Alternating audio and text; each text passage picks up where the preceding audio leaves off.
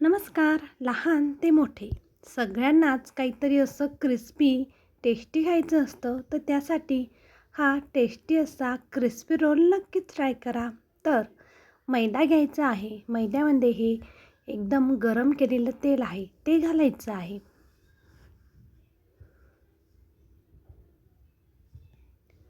तेल गरम आहे त्याच्यामुळे मी आधी चम्मचने मिक्स करून घेतलं.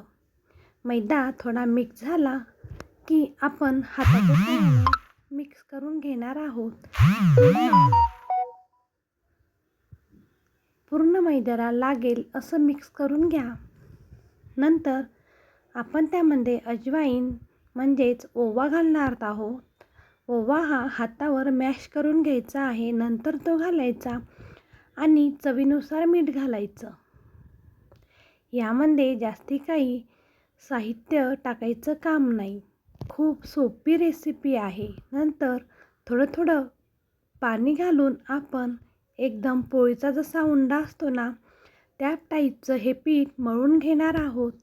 समोशाचं सुद्धा जसं त्याच टाईपचं आहे, पण सगळ्यात सोपं म्हणजे जसं आपण पोळीसाठी पीठ मळतो त्या टाईपचा हा उंडा मळून घ्यायचा आहे. नंतर छोटी काही मोठ्या अशा वेगवेगळ्या आकाराच्या लाट्या जरी करून घेतल्या तरीही चालतात. लहान मोठे रोल मस्त तयार होतात. आणि थोडंसं पीठ घेऊन आपण एकदम पापड जेवढा पातळ असतो ना, त्या टाईपची पातळ अशी पोळी लाटून घ्यायची आहे. एकदम उडदाच्या पापडाची जशी असते ना पातळ, सेम तसंच.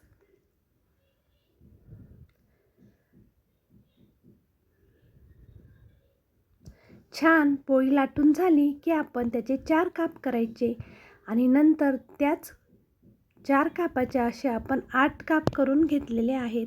नंतर बाहेरच्या साईडनी आतमध्ये असा हलक्या हाताने रोल करत घ्या.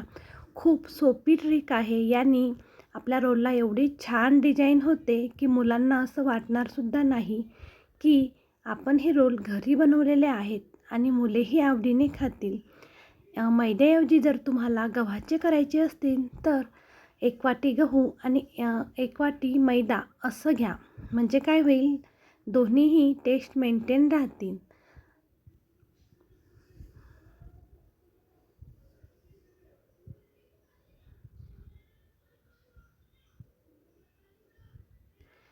रोल हे संपूर्ण करून झालेले आहेत आणि मी आणखीन काही रोल केले. हे फक्त तुम्हाला दाखवण्यासाठी मी एका पोळीचे रोल करून दाखवलेले आहेत. हे रोल तेलात टाकल्यानंतर अजिबात निसटत नाहीत, काहीच नाही. खूप छान तळे जातात. तेल हे मीडियम गरम आहे.